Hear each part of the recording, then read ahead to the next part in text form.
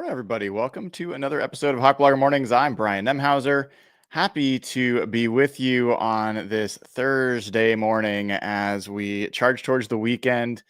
Won't be a long weekend like last weekend, but hopefully still nice weather. Hopefully get out, do some good things. I actually I got a barbecue for my 40th birthday, which was many, many years ago at this point. And it's been dead for a while. So yesterday I was so lazy about it. The last time I got a barbecue, I like put in all this research. I got one I really loved, whatever. It came, assembled the whole deal. This time I literally just went on my phone, looked at like Home Depot, picked one out, had it shipped, delivered to me, and my God, it was quite the puzzle last night, putting that together on my deck. But thankfully, it was a gorgeous evening, and we're ready to barbecue. So hopefully, you all are doing the same. Today's show is going to be about a few things. One, I've got an announcement, and if you have been following me in other places, you've probably already seen it this morning. But I'm going to talk you through it. And it is something I'm really excited about. Hopefully you guys are going to be really excited about it as well. Also, before we get to the announcement, going to share a little bit about like why I'm doing this. And that gets back to what's going on at Lumen Field and what we saw happen just last season in Seattle when people come to play the Seahawks. And so we'll start there, and then I'll get into some of what I'm trying to do and what you can try to do to help out. If you haven't already, one way you can help out, give the show a like, click subscribe. We are over 20,000 subscribers and continuing to grow. Want to see how big we can get this community to be, and really appreciate all of you participating in it. So home field advantage. I don't know where this fits for you as a Seahawks fan in your identity as a Seahawks fan. Like how much, when you're prideful or you're thinking about why you're excited to be a Seahawks fan, how much of it is about the team itself? How much of it is about individual players? How much of it is about the city of Seattle or the Northwest and repping the Northwest? How much of it's about being known as the most noisy, like impossibly noisy, impossible place to play, crowd, fan base that there is, setting records for how loud we have been in that stadium back in the 80s and 90s, being so loud in the Kingdom that the NFL for a time instituted a penalty against crowd noise because the Broncos and John Elway cried so much about not being able to run their offense.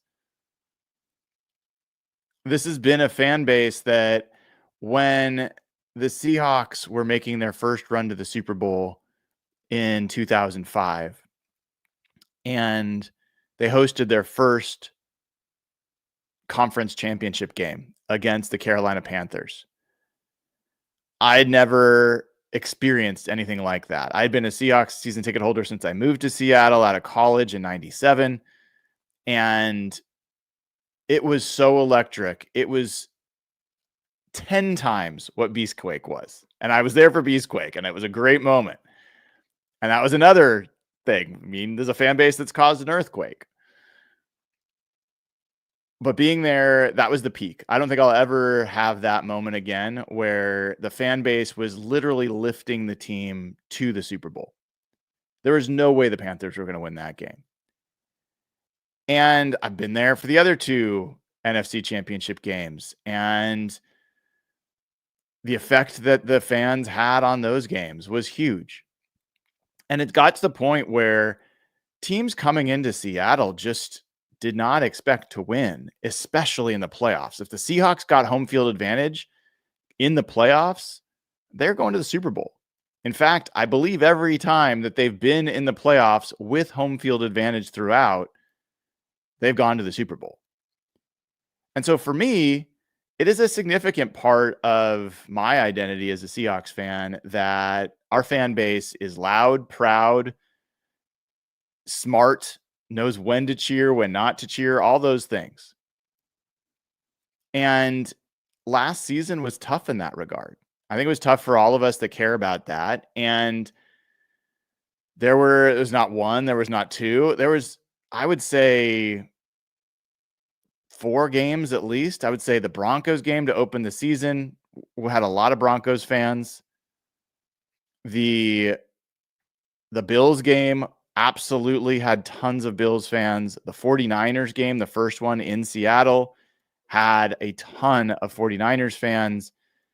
And the Packers game had a bunch of Packers fans. You could even say the Vikings game had a lot of Vikings fans, but I don't think it was quite as much. Still. And what that led to, not directly, but in part, was the worst home record for the Seahawks since 2008. The Seahawks won 3 games out of their 9 at home. This was a season when because of the uneven scheduling, the Seahawks had an extra home game, which should be a big advantage for Seattle. Instead, it was a disadvantage. They were 3-6 at home. And the only other time other than 2008 that the Seahawks lost 6 games at home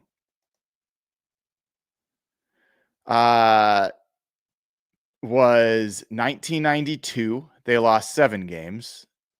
1980, they lost all 8 games at home. That must have been rough. And in 1976, the inaugural year, they lost 6 games at home. It's only happened 5 times in the history of the franchise, and one of those times was last year. So part of the situation here, part of how fans are invading the Seahawks space, I wrote a long article. You can find it all. I think I posted the link to it in the description of the video. I will post it in chat too for people that, for whatever reason, have not read it yet. But there are a lot of reasons this is happening. And I'm not going to go into all of those reasons because, it's just I don't think you need to hear all of them. But I think there are a few really important factors.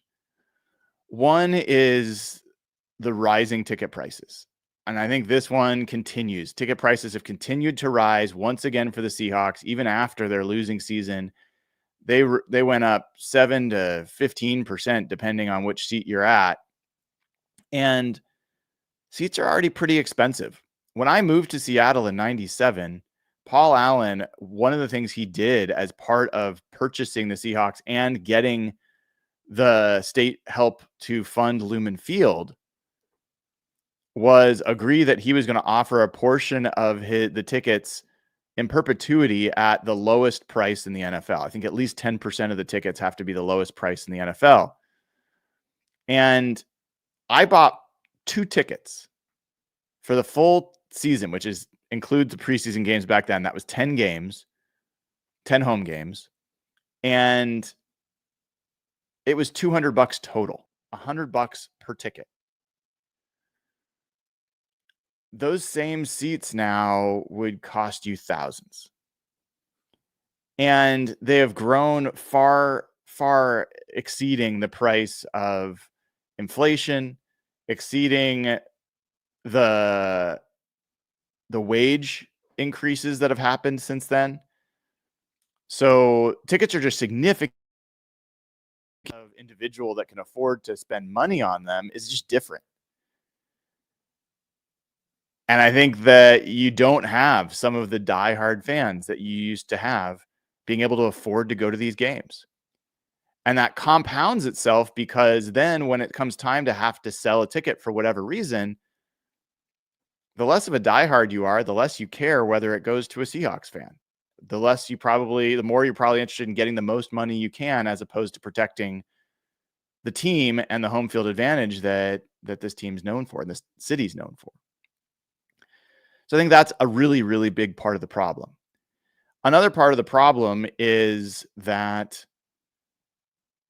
the Seahawks have these variable ticket prices, and the team and I disagree on this. I've talked to folks in the team, and they're not thrilled that I keep bringing this up, but this is my perspective because I've talked to fans a number of season ticket holders. I've talked, I've held surveys. I understand, I think, pretty well what the reasons are that people sell tickets.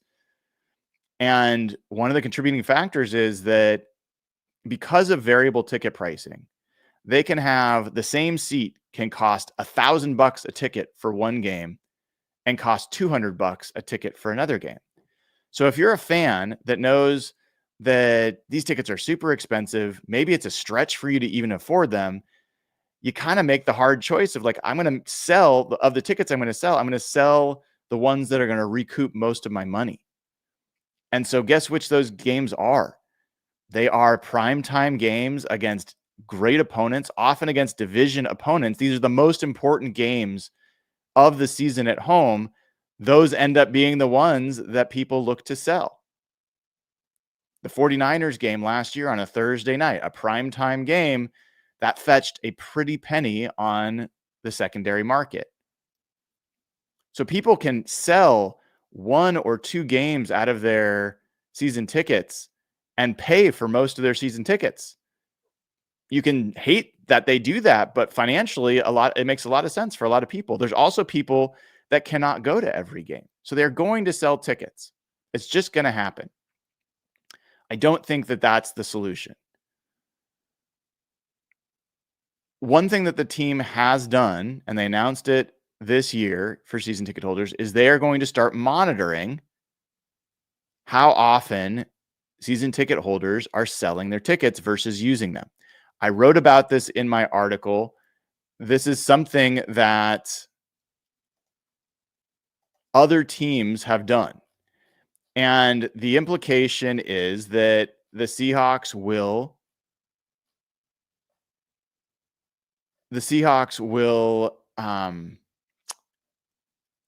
take season tickets away from people who are selling more than they're attending the games. If they're transferring their tickets too often and not going, their season tickets may not be renewed.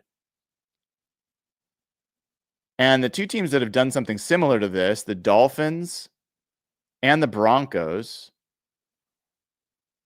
actually saw an improvement in their home field advantage. And I kind of failed to mention this earlier.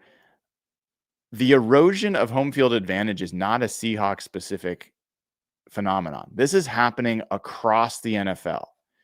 I will share with you quickly this, I think, pretty jarring graph that when I saw it, I was like, oh no, something really bad is happening in the NFL. So let me put this up here so you guys can see it, and I'll make it bigger for you.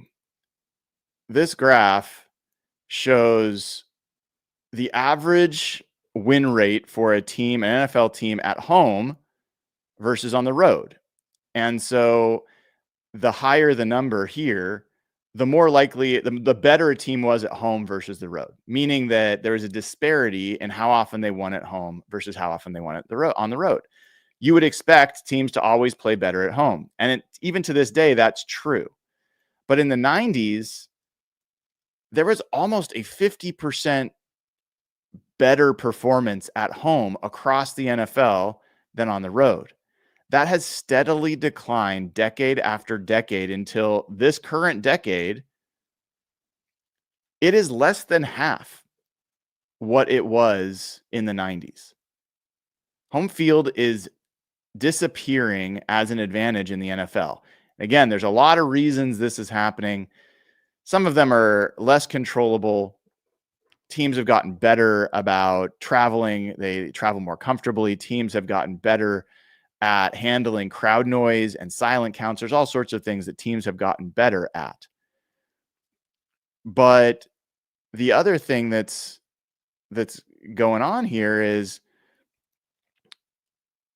you have fans attending games that are there. I literally had fans behind me last season that were only there because they bet on the game, and they were cheering for who they bet on, not for one of the teams because they like them, which is gross to me. I mean, people can do whatever they want.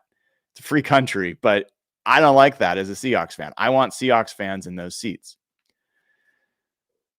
So while I really approve of what the Seahawks are doing in terms of starting to check in on people selling tickets, I think it's going to have a limited impact. The reason I think it's going to have a limited impact is there's tens of thousands of season tickets.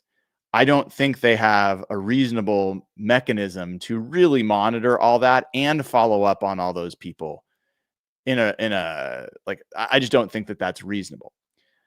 And I think the other part of this is there's very legitimate reasons that people do sell tickets. I know a lot of folks that live on the east side of the state. There's people that live outside of the state that only attend 2 or 3 games a year, but they want to have their season tickets. I don't have any problem with that. So people are going to continue to have legitimate reasons to sell their seats. There are also personal seat licenses where the Seahawks are unable to take those seats back. And unfortunately, a lot of the people who have those personal seat licenses are not people, they are ticket brokers. And they will always sell to the highest bidder. So what I'm hoping to do to help, and what I started last year, was a Seahawks fan ticket registry, because the one missing element, and I've tried to talk to powers that be that make this a solution. Hopefully my actions and your actions will help, make this more systemic. If you post your tickets somewhere, you have no control over who buys them. You have no way to be certain that a Seahawks fan is going to be in those seats. And I know at least half the people that are selling their season tickets for a game want to make sure a Seahawks fan is in that seat, and they just don't have a way to do it. So last year, I started a Seahawks fan ticket registry. It was a lot of work on my side. I'm not asking for praise. It was a lot of work, but I did it because I cared about preserving this home field advantage. And it was really like bare bones. I mean, we're talking people filling out a Google form, going into a Google spreadsheet, and me managing buyers and sellers and sending out daily emails saying, okay, here's the current available seats and here's how you can contact this person. And it was working. Like, I'd actually literally hundreds of seats to the 2 games I did it for were sold to Seahawks fans, verified Seahawks fans. And I'm proud of that. And I was excited. And I think other people were excited about that. But there were some issues with that process. I wanted to do it again this year, but the amount of work for me to manage that, it wasn't going to make sense. It wasn't going to scale. So I had to find a solution that was self-serve. I also had to address things that I was starting to see, which is as it grew, the scammers started to get in there. We had a couple of people that were very questionable and seemed like they were selling fake tickets. There were some people that seemed like fake buyers. And that's just going to be the case across any peer. If you're buying on Craigslist, if you're buying on, a lot of different places, you have always that issue of, is this a scam? Am I get taken advantage of? Another issue is that a lot of folks had questions about, well, okay, I don't want to give them money before I actually have the tickets in my hands that they've transferred. And then other people, the buyers or the sellers, saying, well, I don't want to transfer the tickets until I've been paid the money. And so you get this classic, stare down of what's going on. So I wanted to, if I was going to do this, I wanted to try to find a way that could be a system that would increase the odds that these people involved are Seahawks fans and in it for the right reasons, reduce the odds that scammers are in there, that they're not going to be in there wasting their time or money potentially to do this, give people some confidence about how to transfer these tickets in a way that will not be as nerve-wracking as I think just a general peer-to-peer situation can be. And obviously be scalable, something that I don't have to be the middleman as it goes. So I'm excited to tell you that in the next few weeks, fingers crossed, I'm going to be launching the Hawk Blogger Ticket Exchange, HB Ticket Exchange. This will be initially available for everybody. Anybody who creates an account will be able to use it. I made that decision. I was very going back and forth about whether you should have to be a patron of like the HB Hawkblogger Patreon community be not to make me money, although I'll get to that in a second, but because it would increase the odds that the people involved are who they say they are and are Seahawks fans. But I think that would limit too much who would use it. And I want to, like, my goal is impact, not profit. So I want to see as many Seahawks fans in seats as possible. That's my goal. So in order to do that, I'm going to start with this available to anybody who wants to use it. But I'm taking some steps to hopefully increase the odds that it's going to be Seahawks fans in seats and that it's going to be a good transaction without scams. Some of the things that I'm going to be doing in the ticket exchange, I will have a way for, first of all, you're going to have to log in. You will have to have an account. So this will not be anonymous. You'll have to have an account. You have to have an email, whatever. That's not that's not like the best security, but it's some. And just having a login will help.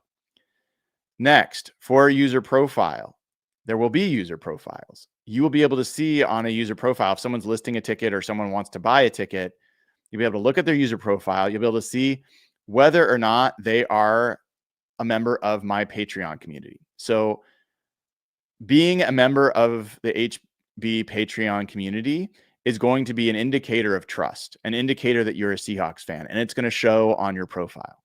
You're also going to be able to have your Discord handle show there. So if you're either a YouTube club level or higher member or a Patreon member, you'll be able to have your Discord handle there. That's another way to indicate you are who you say you are and you are a Seahawks fan. It also gives you a way to communicate directly with people in real time via Discord. It also gives you a way to look on Discord and see if this person's been active on the Discord community, whether or not they're who they say they are, all those things. So again, these are all just layers of trust that I wanted to add into the system. Additionally, the system's going to have a vouch system within it. So users will be able to vouch for other users. When you make a purchase from somebody else, you can say, I bought from this person. They were who they said they were. The tickets were great, whatever. If you sell to somebody, you can say the seller was great, whatever. I'm going to have and encourage people to vouch for each other as much as possible through this process to build up so you can see on a user profile their vouch count. You will also be able to search all vouches and see if this person has ever been vouched for before. So I think that over time will be a really useful aspect of this system and help, again, get you a little bit more clear on who you're working with. The other thing that I will be doing in this is when you get to the point of wanting to purchase a seat and you have, or like the buyer and the seller have come to kind of terms, I am including a really extensive set of instructions or recommendations is a better word for it about how to do the transaction. I've done research into escrow services and ways to make the purchase that protect the buyer and the seller from fraud. And I go into those details. I am not going to facilitate the transaction. I'm not going to have a purchase process on the system too much. I can't deal with the liability of that. This is ultimately going to be you dealing with another person. I'm just trying to give you the tools to do it as safely and securely as possible. And so I'm pretty excited about the services that I found, the instructions that I found, and I think that's going to be a really helpful addition to this as well. And so I've got a few more things that I've got to do to kind of get the scripts working that I need to automate a few things. It's been fun to dust off some of my coding stuff and some of my, engineering old stuff from many years ago. But this is going to be a beta. I'm going to do my best to see that this thing works. There's a chance it's going to not scale or it's not going to work properly. All those things are really possible. If that happens, maybe I'll see about doing it a different way, or maybe it just won't work. But I want to try.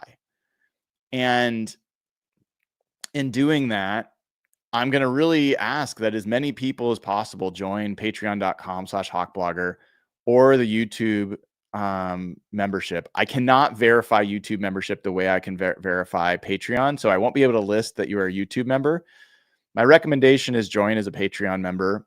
The level, like the initial level is $5. So it's not a lot, but I think even $5 a month will be an indicator to we'll keep out a lot of the riffraff. So this is going to cost me a decent chunk of change to try and run this system. It's not free. And I'm willing to make that investment, even if I don't recoup it, because I want this to work and I want us to get as many Seahawks fans in seats as possible. And I also want to apply pressure to the team and to Ticketmaster and other places to give fans a way to determine who they're selling to. Not all fans will say that my most important thing is getting the highest price possible. Some will, but I know that there is a portion of fans that if they could give face value tickets or some discount to a Seahawks fan, they would do it. But there's no way to do it. I'm trying to give you a way to do that. So this is going to cost me some money. If you can support me either at patreon.com, that would be great. If you want to give a tip at venmo.com/Brian-Nemhauser, that's welcome as well. I would love to at least break even on this venture, but even if I don't, what I really want to see is as much usage as possible. So if you do nothing else, tell people about it. I posted a link on the blog explaining what's going on. Make sure they keep an eye there. When it is ready, I will announce it and I will share it. I'll walk you through it on the show so you know how to use it, and people can go back and reference it. But let's try to take this into our own hands a little bit, folks. Like, I think there's enough Seahawks fans that really care about this team and care about the home field advantage and care about what it means to be a Seahawks fan that we can make an impact on how many Seahawks fans are in the stands. And it starts with the opening game against the 49ers. That's a crucial game, and that's a fan base that travels well from San Francisco up here. We got to keep as many of those folks out of the stands as possible. So that is the major piece that I wanted to share. I'm laughing. Whitney says Home Depot offers free assembly for future reference. Well, they didn't offer free assembly in my online order that I saw. And by the way, I actually enjoyed putting it together. I've got a couple more things. It's a natural gas grill. So I've got my old natural gas grill had a different hookup. I've got to work that through and hopefully not blow myself up. And then I got to get rid of this old 400-pound grill. That's going to be fun too, but appreciate you. So thanks everybody for the support you've shown so far with it. I'll need more along the way, and I'll need feedback, and I'll need some patience, as I'm almost positive it won't work perfectly right out of the gates. But I want to get it up as soon as possible because I know people are already listing their tickets. People are already making purchases, and I want to give them this option as soon as I can. So I'm hoping it's days, but it probably will end up being a couple weeks before it's fully ready, and we'll talk about it more then. As far as the Seahawks home field advantage in 2025, I expect it to be better, partially because the teams coming in here don't travel quite as well. Yes, you've got the 49ers, but then Saints fans are not going to invade. I don't think Bucks fans are really going to invade. I don't think Texans fans are going to come in droves. There'll be some Vikings fans, but they just came here last year, so I think that there'll be even fewer fans that come this year. Colts fans, maybe a few.